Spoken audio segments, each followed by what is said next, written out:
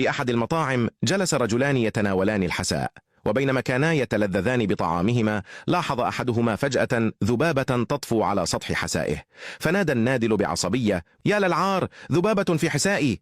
فاعتذر النادل بشدة وقام على الفور بتقديم حساء جديد للرجل، وبعد مرور دقائق قليلة تكررت نفس الحادثة مع الرجل الآخر. الآن سيمنعك إبليس من كتابة يا الله.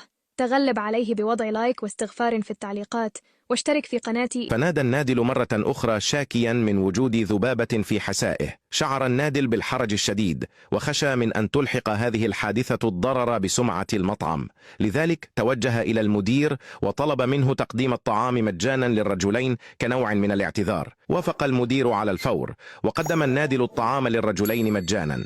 بعد أن غادر الرجلان المطعم، أخرج أحدهما علبة صغيرة وفتحها بحذر، ثم نظر إلى داخل العلبة وابتسم، ثم قال لصديقه الآخر: ما زالت معي ذبابة أخرى، هيا بنا نذهب لشرب القهوة في مكان آخر.